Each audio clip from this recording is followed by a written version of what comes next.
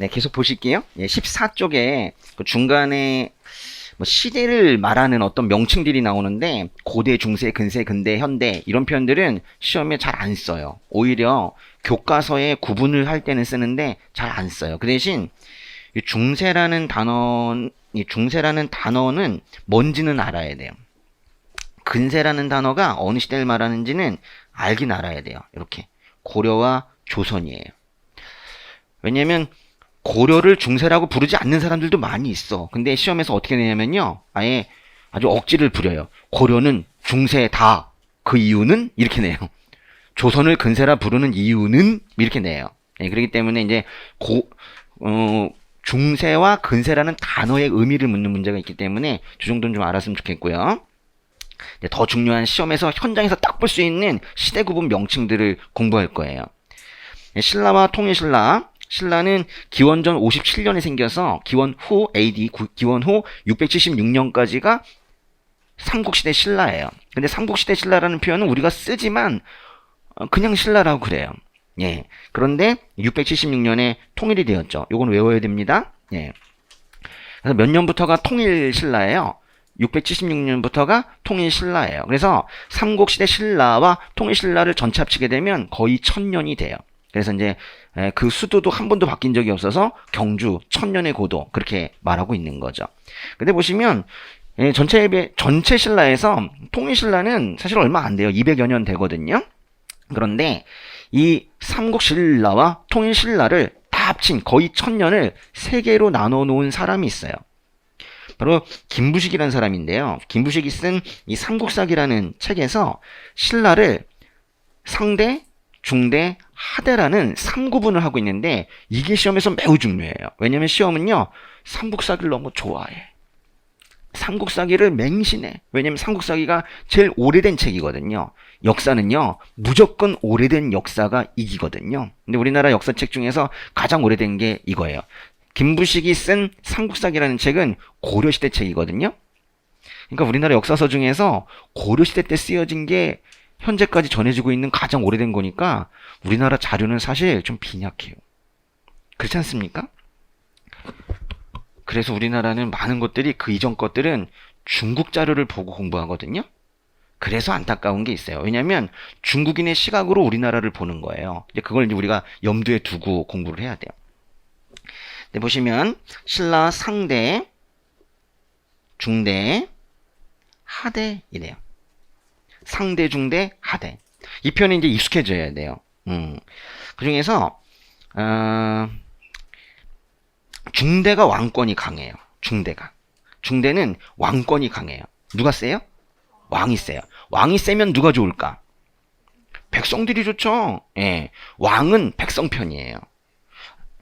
이거 외워야 돼. 이해하지 말고 암기해야 돼. 왕은 누구 편이에요? 백성 편이에요.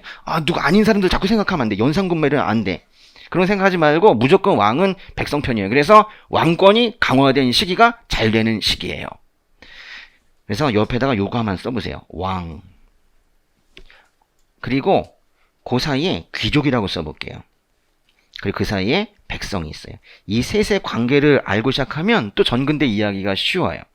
왕과 귀족과 백성 사이에 긴장 관계가 있어요. 왕은 누구를 위해서 사냐면 왕은 백성을 위해서 살아요. 예, 왕은 백성을 위해서 산다. 백성 위해서. 다 그러느냐? 아닌 사람 얘기하지 말라고. 일단은 원칙이 중요해. 그죠? 왕은 백성 편이에요. 근데 그 가운데 있는 귀족은 누구 편이냐? 예, 귀족은 맞아요. 귀족은 그냥 자기 편이야. 뭐 어디다 화살표 할 수가 없어. 자기 편이야.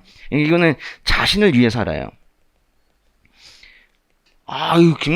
나쁜 사람들이네? 맞아요. 그래서 일단 이 귀족이라는 이 계층에 대해서 우리 역사 연구할 때는 별로 좋은 평가를 내리지 않아요. 그래서 귀족은 늘 자기 것만 챙겨. 뭘 챙기고 싶을까요? 예? 토지. 거기다 써놔요. 토지라고. 귀족은요, 토지를 너무 좋아해. 그래서 이제 보세요. 토지가 있어. 근데 토지를 또 원해. 토지. 그래서 토지 다 합치면 그거를 대토지라고 그래요. 그게 대토지라고 써놔요. 그래서 귀족들이 좋아하는 건 대토지예요. 또 뭘 좋아하냐면, 여러분 토지만 있으면 뭐해? 거기 농사 지으려고 토지가 있는 건데, 거기 농사 지을 사람들이 필요하죠. 그게 바로 노비예요. 노비. 노비 써놓으세요. 그래서 귀족이 좋아하는 건 두 개예요. 대토지와 노비예요. 심지어 통일신라의 귀족들은요, 정말 2,000명, 3,000명 되는 노비를 가지고 있었거든요. 우리 그 사극에서 나오는 돌쇠야 이래가지고 혼자 달려오는 이 정도 느낌이 아니야. 엄청나게 막 수천 명 아침에 자기 토지를 출근을 시키는 거예요. 응? 영업 이익이 엄청나겠죠. 그래가지고 이제 저녁에 다시 불러들이고 이렇게 하는 거예요. 그리고 이제 추수를 하고 나면 그 노비들을 놀게 할 수 없잖아요. 그래가지고 그들에게 칼을 주는 거예요. 그리고 나서 훈련을 하는 거죠. 가자 하면 반역이 되는 거예요. 귀족들이 토지와 노비를 가지고 있다는 건 경제력과 군사력을 키운다는 거예요. 경제력 토지, 군사력 노비. 무섭죠? 왕에게 아주 위협적인 존재예요. 그래서 왕과 귀족은 늘 싸우게 되어 있어요. 그래서 이 사이에는 이렇게 화살표 해놓는 게 맞아. 둘은 계속 대립 관계예요. 그러니까요, 왕이 강하면 귀족은 약해져. 귀족이 강하면 왕이 약해져. 우리 아까 왕이 강한 때가 좋다며. 그러면 누가 약해져야 돼?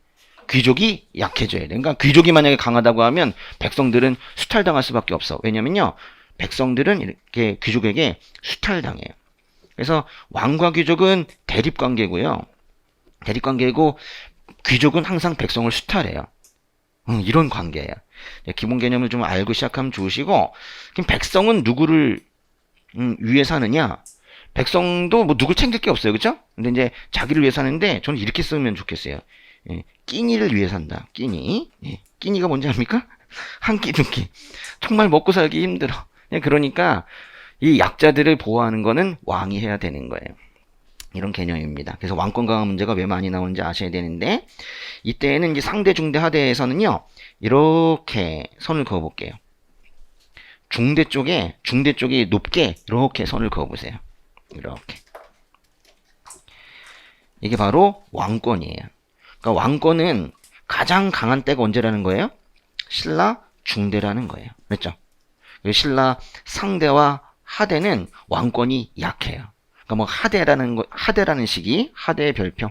이 시기가 정말 시험에 많이 나오는데, 하대라는 시기는 왕권이 약해. 백성도 힘들어. 귀족들이 여기저기서 내가 짱, 심지어는 지방의 세력들도 내가 짱 이러면서 나타나는 시기예요. 그러니까 백성들은 아주 힘들어요. 예.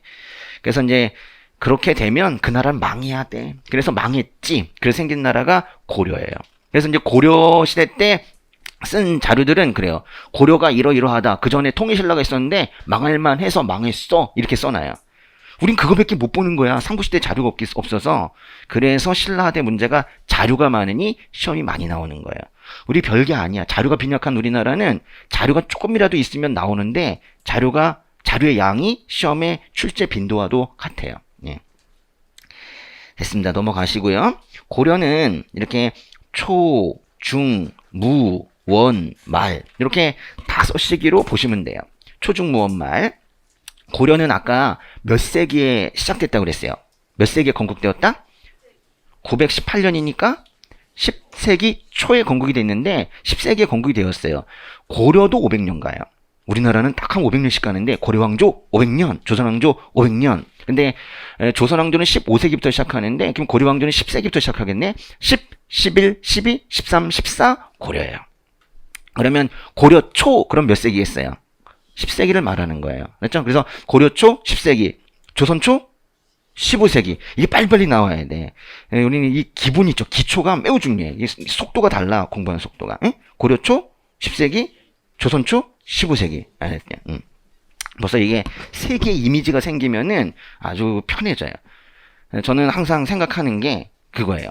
생각하고 늘 그렇게 공부해 왔고, 전 시험도 항상 잘 봤었어요. 근데 뭐냐면 다른 사람들 막 그냥 멋있는 거 공부하려고 할 때 저는 항상 끝까지도 기초를 많이 했던 것 같아요. 어려운 거 하면서 다시 기초하고, 어려운 거 하면서 쉬운 거를 끝까지 잘 보는 거 있죠. 그래서 쉬운 문제를 절대 틀리지 않는다. 이게 저의 지론이거든요. 그래서 항상 시험 잘 봤어요. 어떤 사람들이라는 건 시험에 실패하는 사람들 얘기하는 건데, 그 사람들이 항상 하는 얘기가 그거예요. 실수했다. 그거는 시험에서 절대 해서는 안 되는 얘기야. 어떻게 실수를 해? 이런 시험에서. 겨우 한 과목이 20문제인데 20문제를 실수를 해? 그건 말이 안 되잖아. 그건 실수가 아니라 그렇게 확실하지 못해서 사실 실력이 딸려가지고 떨어진 거거든요. 정말 숙달을 많이 해가지고 절대 실수하지 않는 게 그게 실력이에요. 여긴 지금 다 헷갈렸다 이래. 헷갈렸다. 헷갈리지 않게 공부하라는 건데 헷갈렸대. 말이 안 되는. 그러려면 쉬운 걸 절대 틀리면 안 돼요. 뭘 틀리면 안 돼? 어려운 건 틀려도 붙어요. 왜? 다 틀렸으니까. 근데 쉬운 거 틀리면 답이 없는 거예요. 쉬운 거 틀리지 않는 게 합격이에요. 그렇죠? 이걸 여러분 꼭 알아야 되니까. 근데 뭐 아주 멋있게 공부한다고 난 그거 다 알고 있는 거야 이래버리면 이제 골치 아픈 거예요. 겸손한 자세로 차근차근 다 잘 다져가야 돼요. 예. 그런데 이 시험의 비밀을 하나 알려드리면 쉬운 거를 잘하는 친구들은 어려운 문제를 응용해서 풀어. 어려운 문제를 못 푸는 친구는 기초가 없기 때문에 어려운 문제를 못 푸는 거예요. 예. 왜냐면 쉬운 걸 잘하는 친구들은 그 기초가 튼튼한 친구들은 그 사료에서 자료를 주는데 거기에서 딴 사람들은 못 보는 단어를 봐요. 그렇게 된단 말이에요.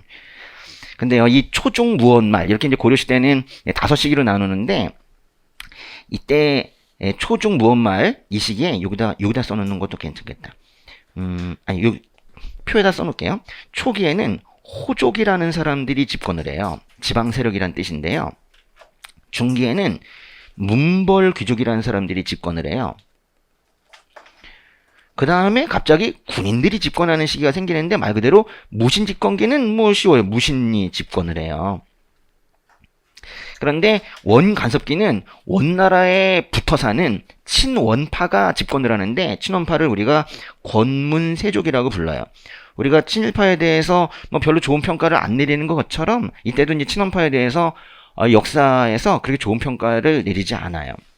그리고 이제 말기는 다음 시대를 준비하는 결국 조선을 건국하는 세력이 집권했다고 표현을 하는데 그거를 우리가 새로 진출한 신진 성리학을 연구한 사람들 사대부 이렇게 표현을 해요. 신진 사대부.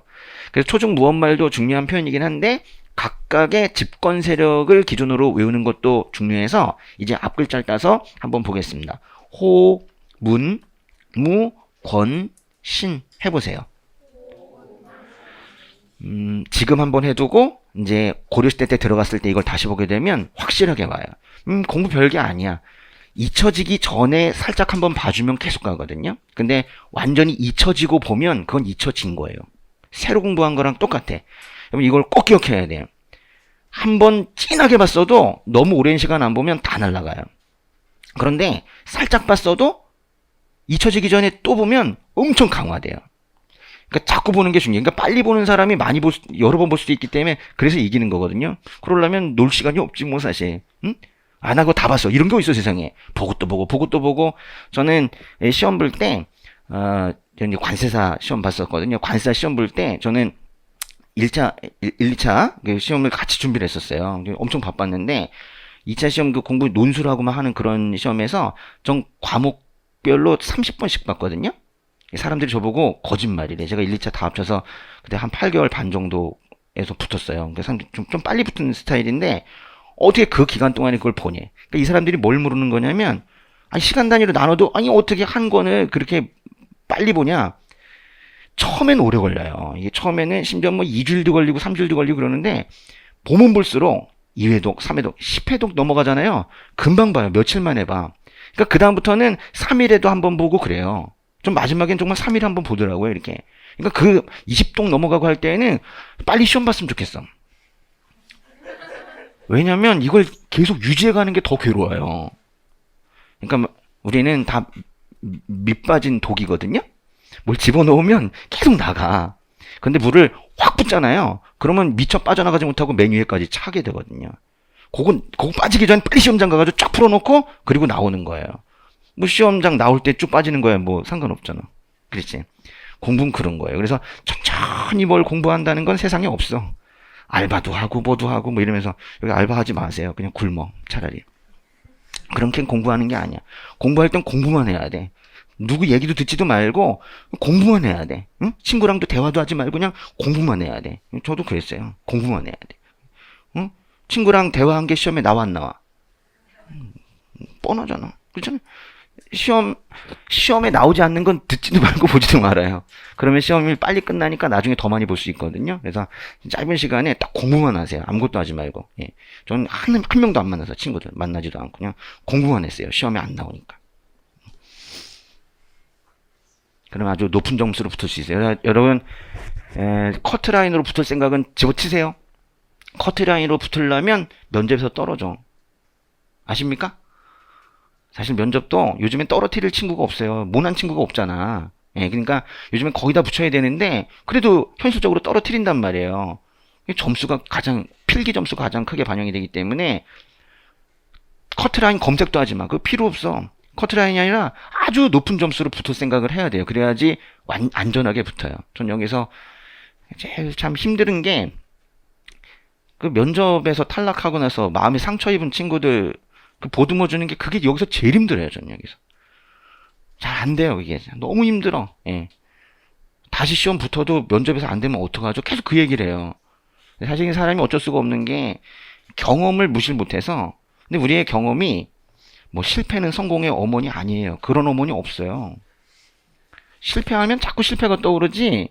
그건 뭐 좋은 말이나 나중에 정말 격변이 일어난 그런 인생에서 하는 얘기지. 사실 우리는 다 그렇지 않거든요. 그래서 그런 실패하지 않도록 하는 게 더 중요해요. 그래서 한 번에 안전하게 붙는 게 나아요. 차라리 필기 한 번 떨어지고 면접 한 번, 필기 붙고 면접 떨어지고 필기 다시 붙고 이렇게 하는 것보다는 필기 차라리 두 번 떨어지고 면접을 딱 하나 붙는 게 차라리 나아. 무슨 말인지 알겠어요? 그래서 이제 우리가 넉넉한 점수로 붙어야 되는 거예요. 그래서 1등 해야 돼. 100점 맞아야 되고. 알았어요? 예, 그냥 겨우겨우 붙을 생각은 처음부터 버리세요. 이 생각을 가지는 건 왜 중요하냐면 저도 딱 처음부터 그런 생각을 가지고 공부했더니 보이는 게 달라. 그리고 욕심이 생겨. 딴 사람들은 각줄 안 보는데 난 각줄을 봐. 딴 사람들은 그림 밑에 있는 설명을 안 보는데 난 그것까지 보고 거기도 동그라미 치고 공부를 하더란 말이에요. 그래서 이 전체 컨텐츠를 대하는 자기의 태도 자체가 달라지기 때문에 그래서 높은 점수 그냥 뭐 딴 것도 없으니까 다 맞겠다 이런 생각으로 하셔야 돼요. 어떤 과목은 80점 어떤 과목은 뭐 75점 해놓고 딴 과목에서 그거를 보충해야지 이런 생각은 버리세요.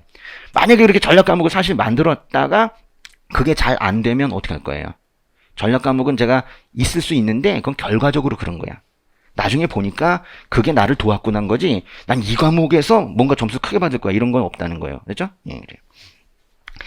혼무건신 요것 좀 알아두시고 그 다음에 조선으로 넘어가게 되면 조선 전기와 후기를 나누는 기준은 사실은 없어요. 근데 이거는 이제 시험을 연구한 결과 제가 이런 결론에 이르렀는데 1636 있죠. 이 별표 1636이라는 이 연도를 가지고 전기 후기를 나누면 많이 풀려요. 다 풀리는 게 아니야. 그게 좀 문제예요. 그런데 이걸 모르면 안 돼요.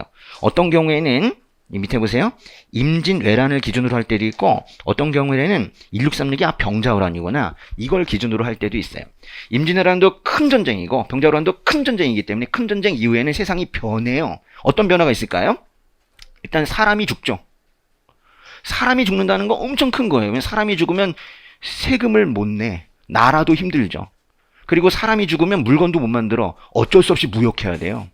너무 우스운 게 전쟁의 아이러니. 전쟁이 끝나고 나면 상업이 발달해요.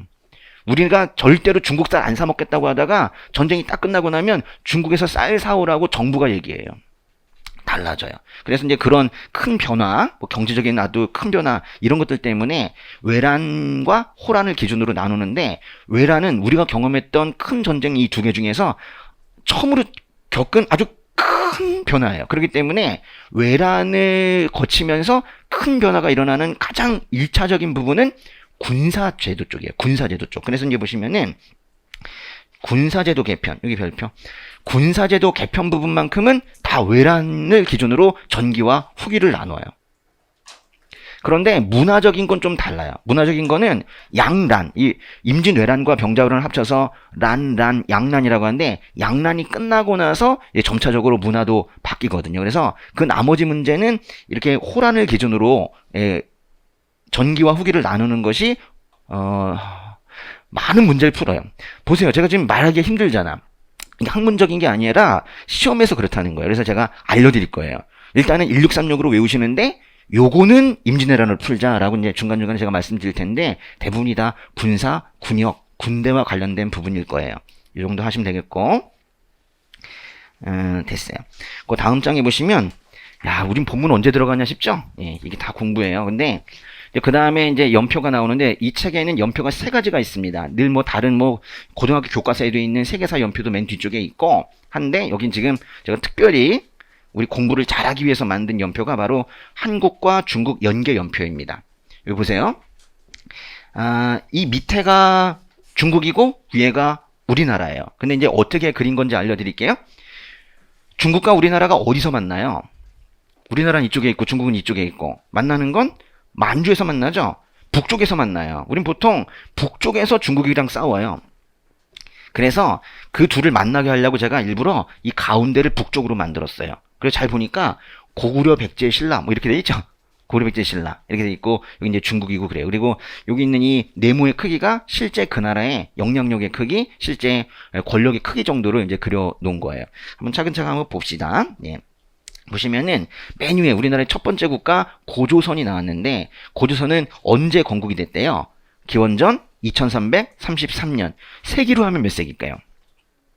기원전 24세기인데 뭐 그런 표현을 잘 쓰진 않습니다. 근데 아주 오래전인 거죠. 그래서 이거 거기까지 그리면 여기 뚫어 나가기 때문에 안 돼서 이제 기원전 2333년 괄호로 쳐놓은 거예요.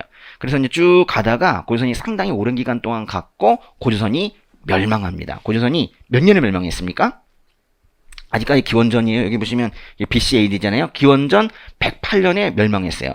고조선은 몇 세기에 망했습니까? 기원전 2세기. 알아두세요. 기원전 2세기에 고조선이 망해요. 우리가 이제 세계에 대한 이미지를 삼을 때 이제 기원전 2세기부터 각 세기마다 대표 사건 하나 정도를 그 대표 이미지로 가지고 있을 텐데 기원전 2세기 고조선 멸망 이거예요. 해보세요. 뭐라고? 기원전 2세기 고조선 멸망이에요. 사실은 고조선은 단군조선과 위만조선으로 나눠질 텐데 위만조선이라는 마지막 고조선이 위만조선, 이만조선이라고 해도 돼. 위만조선, 이만조선은 기원전 2세기에 멸망을 해요. 그런데 혼자 쓰러지진 않잖아. 누가 쳤겠죠? 누가 쳤을까? 맞아요. 밑에 보니까 한나라가 쳤네. 그죠? 한나라가. 이 나라가 고조선을 친 거예요. 그래서 쳤다고 우리 한번 표시를 해볼까요? 요렇게. 여기서 이쪽으로 이렇게 표시하면 어떨까? 이렇게.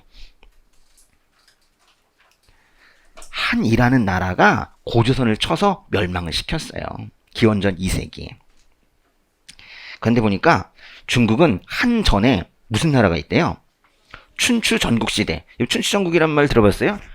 요즘엔 뭐 그 연예계, 뭐 스포츠계 춘추 전국시대야. 이러면서 영웅들이 많어. 그죠? 누구도 아주 최강자가 없이 그들끼리 막 싸우는 춘추전국시대. 다른 말로 하면 중국의 이 춘추전국시대라는 건 써놓으세요. 이거는 분열의 시대를 말하는 거예요. 분열의 시대. 중국은 상당 기간 동안 나도 짱 하는 애들이 잔뜩 몰려있는 춘추전국시대가 있었는데 그것을 통일한 나라가 아니에요. 한 나라가 아니고 여기 너무 짧아가지고 제가 여기서 그릴 수가 없던 나라가 있었는데 하나만 더 적어주시면 여기 사이 요런 나라가 하나가 있어요. 이거 어떻게 그릴 수가 없어. 여기 진이라는 나라가 있어요. 진이라는 나라가. 여러분 진시황이란 말 들어봤습니까? 그 진시황 그 뭐 엄한 짓 하다가 바로 나라가 망했거든요. 그래가지고 춘추전국 시대를 통일한 건 찐. 너무 짧으니까 찐 이러고 그 다음에 한 이렇게 간 거예요. 그래서 진나라 다음에 한나라는 몇 세기 정도 간 거예요. 이게 칸이 뭐 한 세기니까 하나, 둘, 셋, 넷. 그죠? 한 4세기 정도. 근데 보니까 그 4세기를 갈 때 그 사이에서 기원전과 기원후가 나눠져. 그러니까 딱 보니까 기원전 2세기, 1세기, 기원후 1세기, 2세기. 2, 1, 1, 2. 한 이렇게 된 거예요. 그렇죠? 기원전후로 양쪽에 2세기씩을 가지고 있는 나라가 한 나라입니다. 요거 기억을 하셔야 돼요. 중국부터 먼저 보겠습니다. 그런데 그 다음에 다시 빨간색이 나왔는데 제가 분열의 시대는 빨간색으로 표시를 했어요. 그래서 이만큼이 또 분열의 시대예요. 한 나라도 멸망을 했네요. 한 나라가 멸망을 하자마자 그 다음에 나오는 나라가 뭔가요? 삼국이래요. 삼국. 이 삼국이라는 건요. 이거는 위나라, 총나라, 오나라를 말해요. 이걸 대답할 수 있는 분들은 왜 대답을 하는 겁니까? 삼국지 봤구나. 그죠? 삼국지에 나오는 그 시대, 관우장비 나오는 그 시대예요. 그런데요, 위나라는 정말로 위에 있어요. 중국의 위에, 북쪽에 있고, 총나라와 오나라는 남쪽에 있거든요. 우리는 무조건 북쪽에서 싸우기 때문에 총나라, 오나라 문제는 없어. 우리가 꼭 알아야 되는 나라는 바로 위나라예요. 질문. 중국의 위초고 삼국시대는 몇 세기입니까? 잘 보니까 220에서 뭐 요 사이 뭐겠어요? 3세기지. 너무 쉬워. 3세기의 중국은 삼국이요. 응? 3세기의 중국이 삼국으로 나눠져요. 그러니까 한이란 나라가 쭉 가다가 세 개로 갈라져 버리는 거예요. 3분의 1의 힘으로 다들 줄어들었겠죠? 그죠? 이게 위나라예요. 근데 이제 그걸 잠깐 통일했던 나라가 서진인데 여기 뭐 색깔 바꾸면 너무 복잡해서 그랬다가 이 진이라는 나라도 금방 갈라졌어요. 밑에 동진이 되고 위쪽이 다른 오랑캐들이 쭉 나라를 만들어 가는데 여기 보시면 중국의 남쪽에는 동진, 이렇게 보시면 서진, 동진 같은 나라입니다. 그래서 이 두 개는 이렇게 합쳐도 괜찮아요. 서진, 동진을 합치면 뭐라고 하냐면 진이라고 그래. 진. 이 표현은 좀 알아두시면 좋겠죠. 진. 예. 그런데 진이라는 나라가 남쪽에 있을 때 중국에는 요 말도 중요해요. 5호 16국이라는 게 있었대요. 5호 16국. 이 호는 오랑캐란 뜻이에요. 그러니까 5개 오랑캐와 사실 중국의 정통민족은 한족이라는 민족인데 한족과 오랑캐 5민족이 만든 6민족이 만든 16개 국가 이런 뜻이에요. 국가의 수는 16개예요.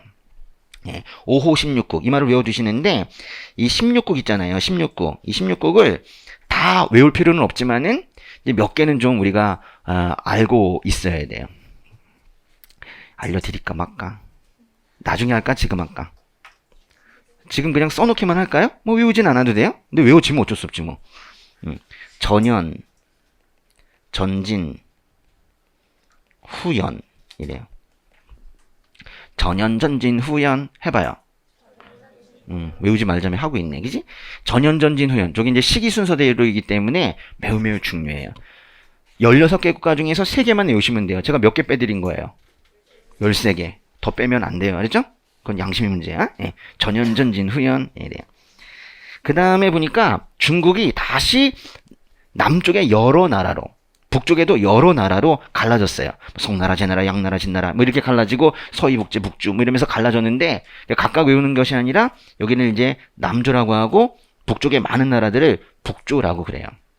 이걸 합쳐서 남북조라고 부릅니다. 그래서 잘 보세요.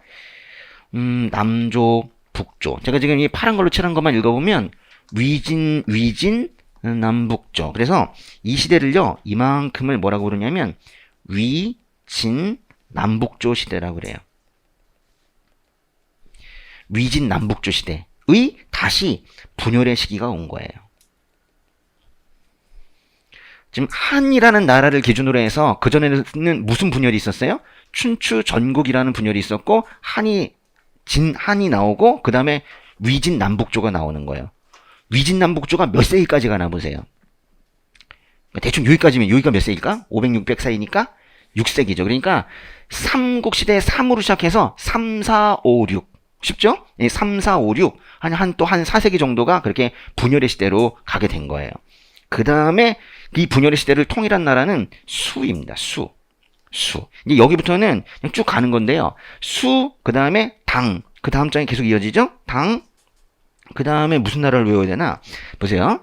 수, 당 다음에, 여기 이제 우리나라로 치면 고려인데, 여긴 복잡하다. 그쵸? 중국이 남쪽에는 송이라는 나라가 생겼어요. 송이라는 나라는 중국의 정통민족이라고 하는 한족이 세운 나라이고, 근데 송이 쪼그라들어가지고 남쪽으로, 중국의 남쪽으로 찌그러든 게 남송이에요. 왜 찌그러들었는가? 이 여진족이 만든 금나라가 북쪽에서 너무 강성해지니까 송나라가 남송이 되어서 밑으로 쫓겨가면서 심지어는 세금을 바치기도 하고 그랬어요.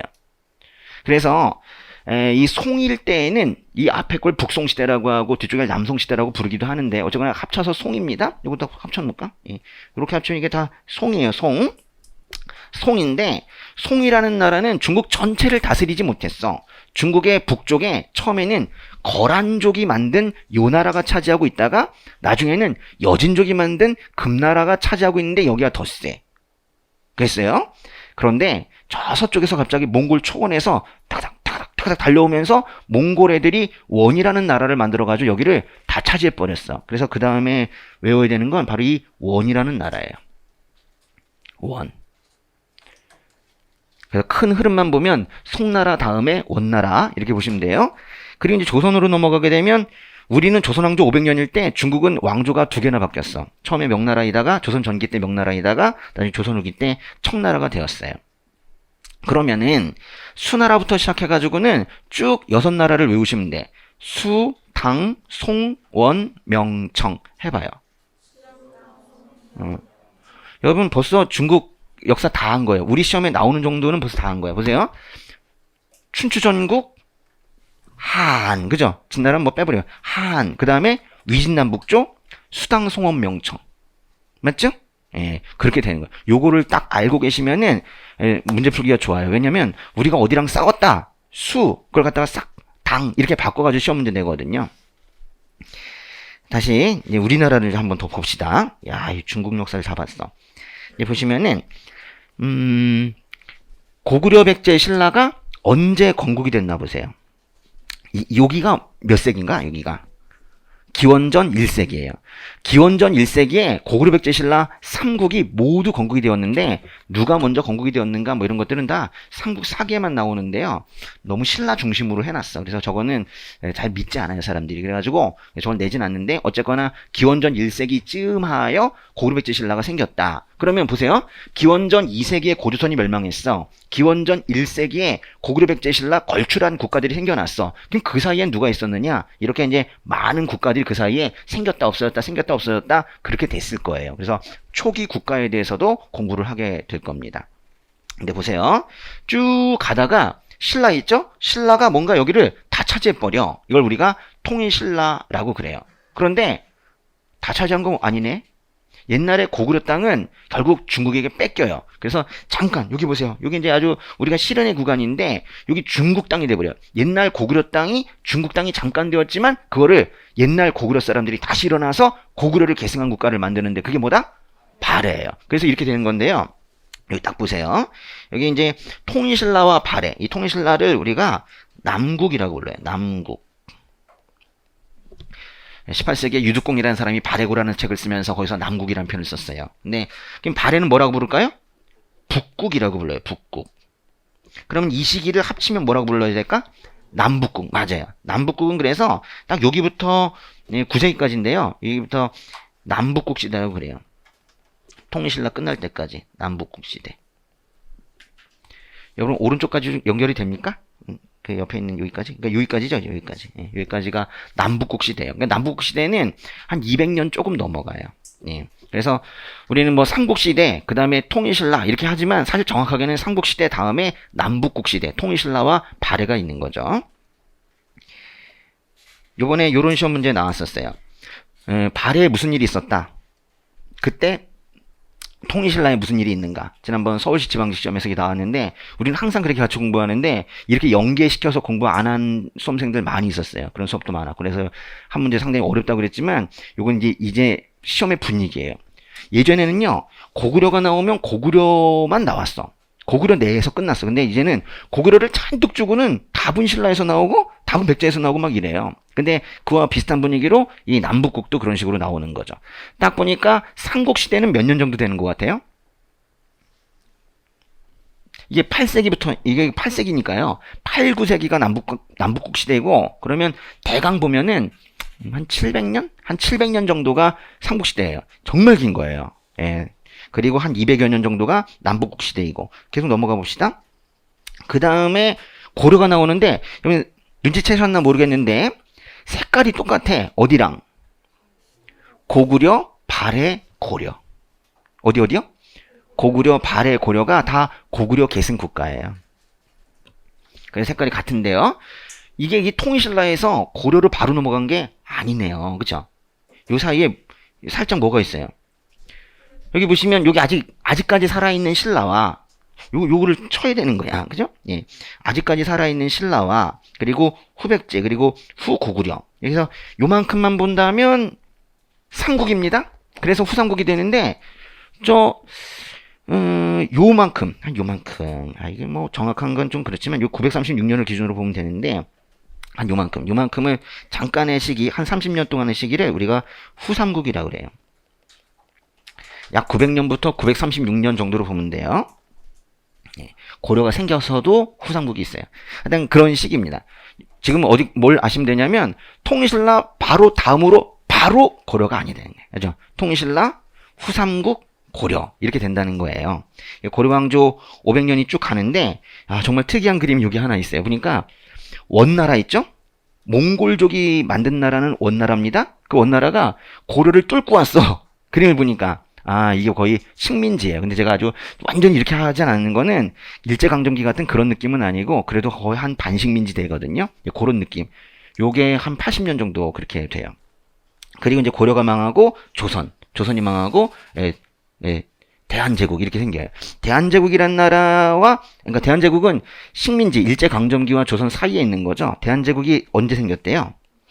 요것도 외워두시면 더 좋겠죠. 그죠? 1897년에 대한제국이라는 나라가 생겼어요. 그러니까 조선이 망하고 바로 식민지가 되는 게 아닙니다. 조선이 망했다고 말하는 사람들은 일제가 그렇게 말해요. 우린 조선이 망한 게 아니야. 조선 다음에 무슨 나라가 있어요? 대한이 있어요. 대한이 망한 거예요. 그죠? 대한이 망해서 대한제국이 망해서 일제가 있었는데 나중에 대한민국이 다시 생긴 거죠. 그죠? 대한, 일제, 대한 이렇게 되는 겁니다. 그래요. 이 정도 이제 큰 흐름을 이제 보신 거예요. 우리 그 중국의 순서만 한번 다시 해보겠습니다. 처음에 분열의 시기는 춘추전국 잘했어요. 그 다음에 진한, 그 다음에 위진남북조. 그 다음에 통일국가 쭉 하면 수, 당, 송, 원, 명, 청 그렇게 가는 거예요. 수에다 동그라미 쳐놨나요? 수 밑에다 이렇게 한번 써보세요. 수나라일 때 우리는 뭐예요? 삼국시대 전체는 아니고 삼국시대 말기죠. 써보세요. 수라는 말이 나오게 되면 그거는 우리로 치면 삼국시대 말기예요. 당. 중국이 당일 때 우린 뭘까? 남북국시대예요. 남북국시대. 이게 딱 그거예요. 그러니까 통일신라와 발해기가 나오면 거기는 당이 나와야 돼. 수당, 송 나오면 송과 원을 묶어요. 송과 원을 묶으시면 송나라와 원, 그치? 송원이 고려예요. 송원이 고려. 그 다음에 명청이 조선인데 그건 딱 나눌 수 있어. 명이 조선 전기, 청이 조선 후기. 그래요. 우리랑 거의 맞아가요. 왜냐면 다 우리 역사와 관계돼 있거든요. 사실 임진왜란 도와주다가 명나라가 망했거든요. 그래서 청 이렇게 된 거거든. 아이고, 근데 또 연표가 또 나왔어. 이 수업 독특하죠? 여러분이 단단해진다니까? 보세요. 한국사 기출 연표인데 이건 사실 지금 수업하진 않습니다. 근데 이거 여기 나온 거는 오해하시면 안 돼. 연도를 다 외워야 된다는 뜻이 아니에요. 그렇지만 연도를 외워야 되는 건 외워야 돼요. 극단적으로 절대 가면 안 돼. 역사의 흐름이 중요하죠. 시험엔 흐름이 없다. 맞죠? 시험이라는 건 흐름을 일부러 끊어놓는 게 시험이에요. 그러니까 뭐 가가지고 인과관계를 내가 한번 풀어야지 절대 못 풀게 되어 있어요. 그래서 흐름으로 공부는 하시되 그건 제가 다 해드릴 테니까. 그런데 시험장에 가가지고 우린 사실 빨리 풀어야 되거든요. 여러분 시험장 가서 2문제 정도 대부분 찍어요. 근데 그게 다 틀려. 찍지 않으면 붙거든요. 그래서 빨리빨리 풀어야 되는데 그러려면 어떤 문제들은 그냥 누구 왕 몇 세기 누구 다음 사건 때문에 이거 왜 안 되래. 그거는 그렇게 공부는 하시되 이해는 하시되 시험장 가면 이거 400몇 년, 이거 500몇 년, 600몇 년 이래가지고 빨리빨리 푸는 게 좋거든요.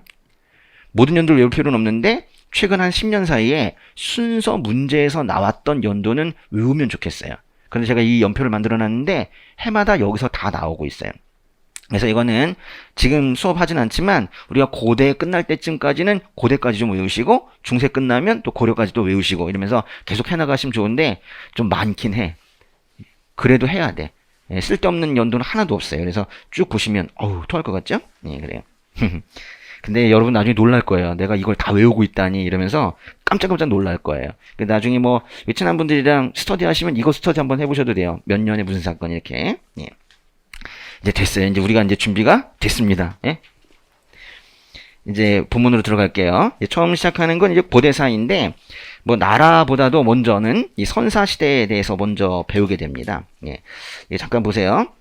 선사라는 말의 뜻은 역사 전 단계거든요. 그러니까 역사 시대는 문자를 쓰는 시대인데 선사 시대는 문자가 없는 시대니까 뭐가 중요하냐? 유물. 오로지 무슨 도끼 썼지? 무슨 집게 썼지? 뭐 이런 개념들이에요. 근데 전 세계적으로 보면 청동제 무기를 쓰고 할 때쯤에 그러니까 청동으로 금속으로 뭔가 일을 할 때쯤에 문자도 사람들이 같이 쓰더라는 거예요. 그런데 그게 우리나라에서 그런 흔적이 발견되지 않아. 청동제 무기가 나왔는데 글자는 없는 거예요. 근데 다행히 철기를 쓸 때쯤에 글자를 썼다라는 흔적이 나왔어. 물론 글자는 발견이 안 됐는데 글을 썼을 것만 같은 붓이 발견됐어요. 붓이. 밑에는 이 붓이, 붓. 이 철기 시대 유적에서 그나마도 다행히 발견이 됐어요. 그러니까 이때 얼마나 우리가 눈물을 흘렸을까? 응? 그러니까 다른 시대, 다른 나라에 비해서 우리는 역사 시대가 한 단계 늦게 시작했어요. 그래서 위에 표를 보세요. 여기 선이 있죠, 여기. 그리고 여기 선이 있죠.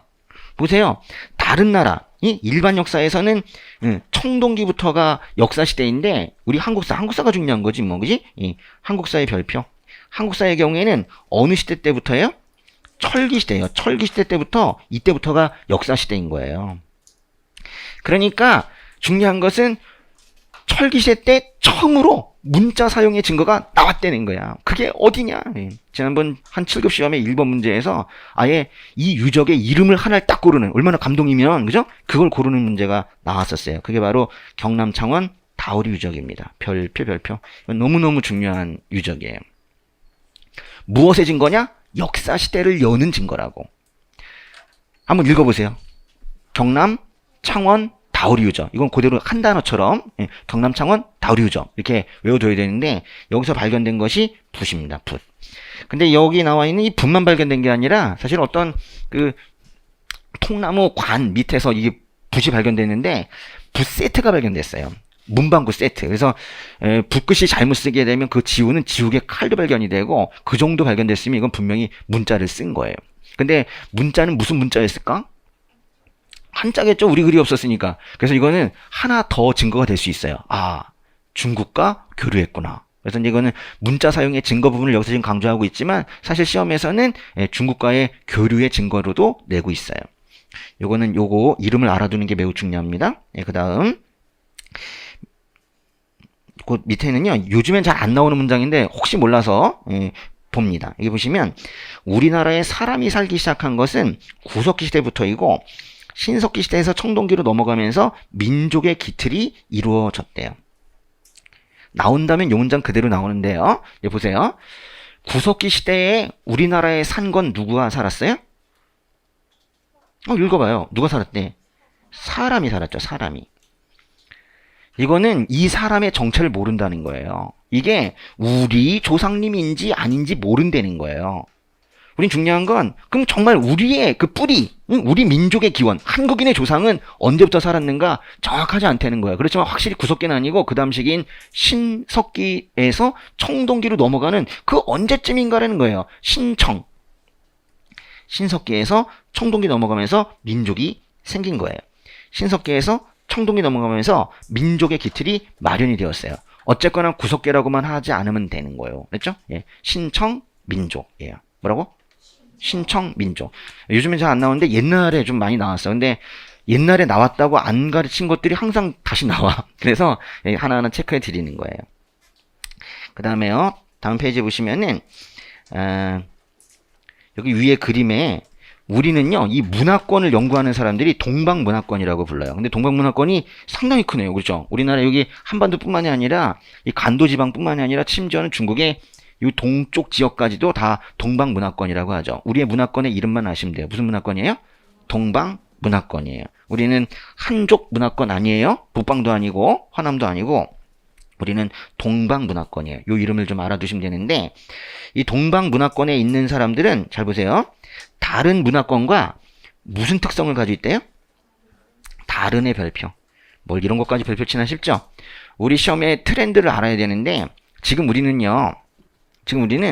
우리 민족만의 어떤 문화권 이것에 대한 강조를 좀 많이 하려고 그래서 중국과도 다르고 일본과도 다르다는 어떤 다른 특성에 대해서 많이 내요. 그런 걸 우리가 뭐라고 하냐면 이제 나중에 보면 뭐 자주성 또는 독립성 뭐 독자성 뭐 주체적 뭐 이런 표현들이 나오면 이 다른 특성이란 말이 있는 게 아니라 시험의 흐름 분위기 자체가 중국과 다른 거 이런 것들이죠. 요런 걸 좋아해요. 밑에 보면 선사시대는 네 단계로 되어 있는데요. 구신청철입니다. 뭐라고요? 근데 선사시대 문제로서 철기는 원래 나오면 안 되잖아. 그렇죠? 역사시대니까. 근데 그냥 대충 내요. 그래서 이거 철기니까 정확하게 해야지. 이렇게 풀면 안 되고 이건 오히려 대충 풀어야 맞아요. 구신청철을 그냥 선사시대 전체 문제로 냅니다. 그런데요. 청동기도 금속입니다. 철기도 금속입니다. 약간의 차이는 있지만 큰 차이는 없어요. 그래서 시대 문화, 풍속도 비슷해요. 청동기, 철기는. 그러니까 이거 두 개가 비슷하니까 사실은 삼식이나 마찬가지예요. 구신, 청철 이렇게 된 거예요. 그 사이에 있는 신석기를 잘 알게 되면 양쪽 분위기는 금방 비교할 수 있어요. 구석기랑 이 금속시대는 너무 다르거든요. 그래서 중요한 건 신석기예요. 어느 시대가 중요하다? 신석기가 중요해요. 신석기에 대한 이해를 잘 하시면 그냥 풀 수가 있어요. 여기 보시면요. 제일 먼저 우리가 어떻게 먹고 살았는지 이야기를 하고 있는데 수렵, 어로, 채집. 수렵은 사냥입니다. 어로는 물고기 잡는 거예요. 채집은 과일 따먹는 거예요. 근데 보면 그 전체가 다 뭔가 가져오는 거예요. 그래서 수렵, 어로, 채집을 합친 공통 단어는 채집이에요. 그래서 채집 단계 그랬는데 채집 생활, 그냥 자연에 이미 있는 거를 잘 채집하는 시대는 구석기 시대예요. 그런데 이제 시간이 지나면서 이제는 그냥 있는 걸 갖다 먹는 게 아니라 내가 키워야겠다. 내가 밭을 읽어야겠다. 해가지고 뭔가 생산을 하기 시작하잖아요. 그러면 이거는 아예 삶이 달라지는 거예요. 왜냐면 채집이야 일부러 돌아다녀야 돼. 여기 따먹고 다 따먹으면 이동하고. 그래서 이 채집 단계는 어쩔 수 없이 이동 생활을 해야 되거든요. 근데 생산 단계는 밭을 만들어 놓고 딴 데로 가? 아니잖아요. 그러니까 이제 이 생산 단계에 있을 때는 이때는 정착 생활을 하게 돼요. 이건 완전히 삶이 달라지는 거예요. 떠돌이의 삶과 정착된 삶이 어떻게 같겠어요. 그래서 여기에서 이쪽으로 이렇게 변해가는 거 있죠. 이거는 거의 레볼루션, 혁명이에요. 그걸 뭐라고 하냐면 밑에 있는 신석기 혁명이라고 합니다. 이 신석기 혁명이라는 말이 무슨 뜻입니까? 라는 문제가 나온 적이 있었어요. 이거는 뭐에서 뭘로 간 거냐? 채집에서 생산으로 간 거다라는 뜻이에요. 보세요. 이 첫 줄의 끝에 채집에서 생산으로의 변화다. 이 세 단어만 아시면 돼. 예. 신석기 혁명은 뭐에서 뭐로 변화한 거예요? 채집에서 생산으로 변화한 거. 그러니까 요 화살표가 이게 혁명이라고. 그런데 이때는 생산을 하긴 하는데 지금 우리가 먹고 있는 우리 쌀 그거 왜 먹어요? 소화가 잘 되잖아요. 소화가 잘 되니까 한번 먹기 시작해서 지금까지 쭉 먹고 있는 거예요. 그런데 이때는 그걸 발견을 못했어요. 그래서 이때는 잡곡류 농사를 시작했다고 표현해요. 여기서 말하는 이 잡곡류라는 것은 조, 피, 수수와 같은 것만 얘기하지 벼는 아직은 들어가면 안 돼요. 그래서 벼 농사는 절대로 신석기에 들어가면 안 돼. 벼가 들어가잖아요? 그러면 그거는 그 다음 시기가 되는 거예요. 그래서 여긴 지금 제일 중요한 게 바로 이 부분이에요.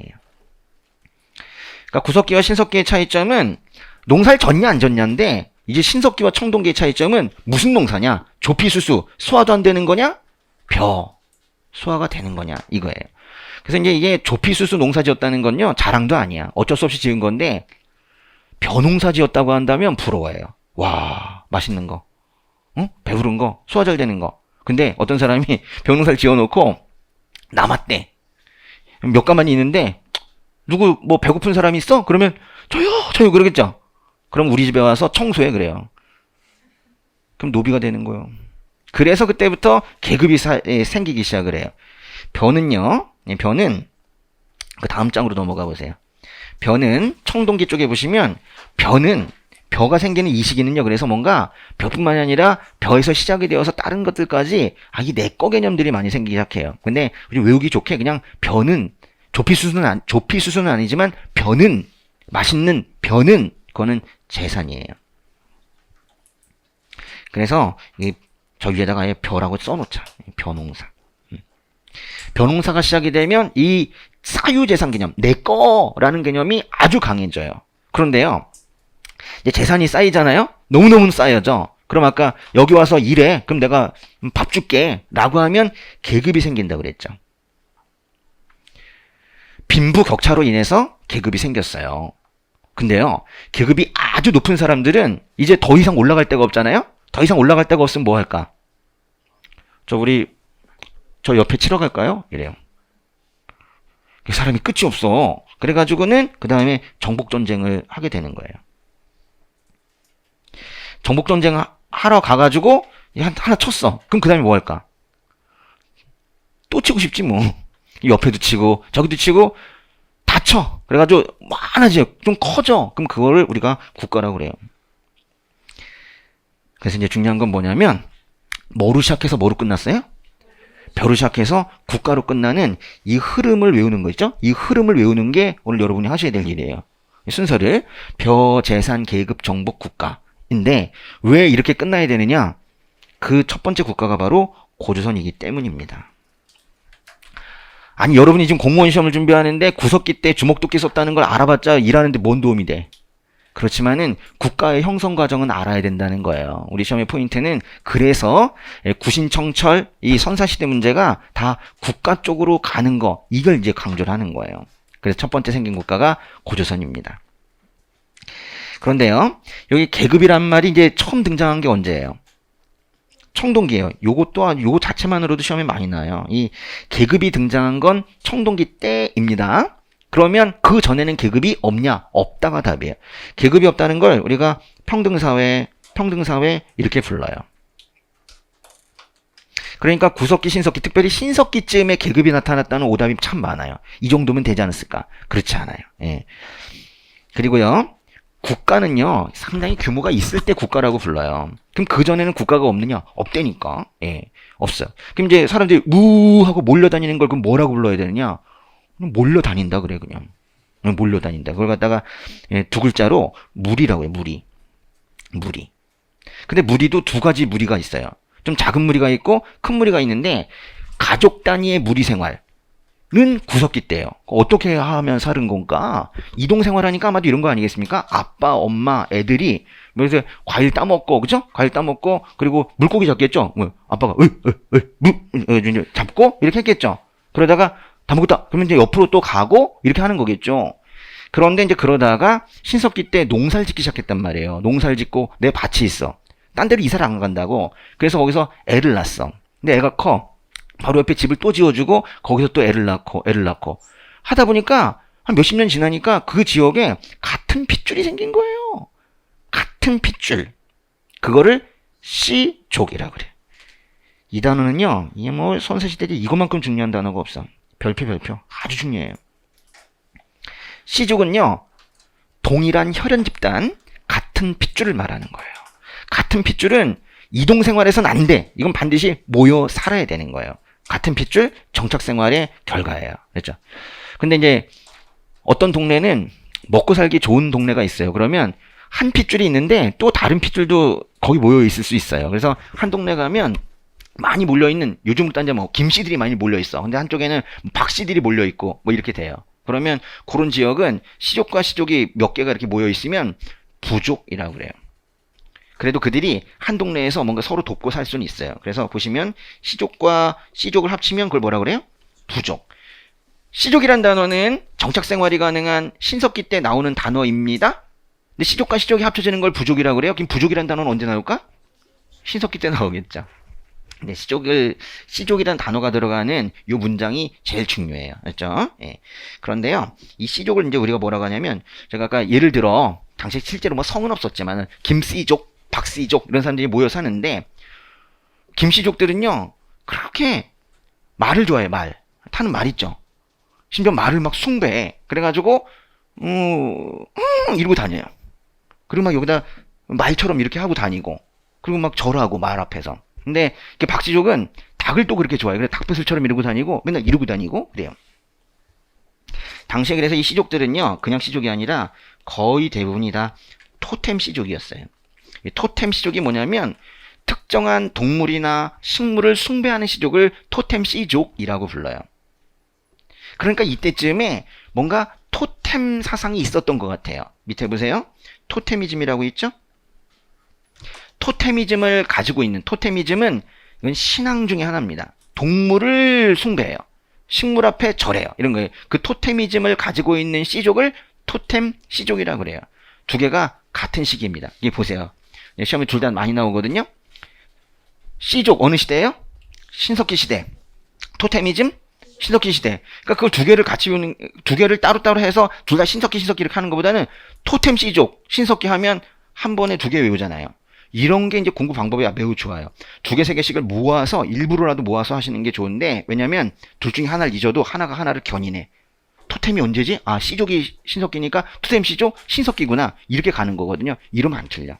그래서 토템 씨족이라는 말을 외우도록 하겠습니다. 근데 밑에 보니까 신석기 때 토템미즘, 애니미즘, 샤머니즘, 즘 여기 이렇게 써보세요. 뭐뭐 이즘 이렇게 되는 거죠. 이즘 이게 바로 신앙이에요. 신앙. 신앙은요 신석기예요. 그렇죠? 신앙은 신석기. 예. 근데 신앙이라고 시험에 안 나. 너무 쉬워가지고 뭐뭐 이즘 이렇게 나요. 그럼 이게 신앙이에요. 또는 이렇게 나오거나 또는 숭배라고 나와요. 뭐뭐 숭배. 영혼 숭배, 동물 숭배, 태양 숭배, 물 숭배, 숭배. 어떤 형태로든 숭배 이런 단어가 나오면 신앙으로 보셔야 돼요. 그래서 이즘 숭배는 신석기 이렇게 푸셔야 돼요. 그런데요, 옆에 선민사상이란 말이 있거든요. 이게 뭔 뜻이게요? 선민사상, 선민의식, 선민, 나는 선택받은 민족이야. 감히 날 건드려. 나는 하늘이 선택한 민족이야. 그러니까 내가 너를 치는 건 당연해. 너는 하늘에서 버림받은 민족이고 나는 하늘이 선택한 민족이니까. 라는 말을 정복전쟁 하러 가서 얘기했어요. 그래서 내가 너를 치는 건 당연하다 그래요. 잘 보세요. 바로 윗칸에 있죠. 그래서 이 정복전쟁 때 요때 있었던 사상이 선민사상이에요. 정복전쟁의 기반사상, 선민사상, 선민의식이에요. 그래서 정복전쟁을 합리화한 겁니다. 그리고요, 요 밑에 대표적 그 유물들이 나오는데, 승배찌르개, 승배찌르개가 구석기 시대의 대표 유물인데, 사실은 두 개가 있어요. 하나만 더 써놓으세요. 주먹도끼와 찌개.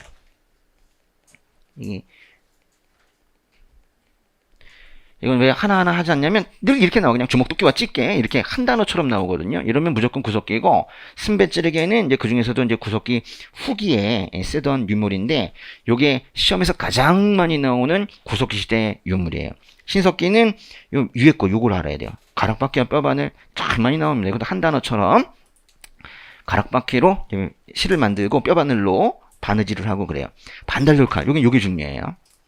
반달돌칼 일단 뭐 체크해 놓으시고, 철기는 뭐 안 했대. 요 정도. 요 세 개는 꼭 알아야 돼요. 다시 승배찌르개, 가락바퀴 뼈바늘, 반달돌칼. 다른 어떤 부분보다도 이 부분은 좀 많이 중요해. 그래. 우리 조금 쉬었다가 각시대의 토기 부분 공부하도록 하겠습니다.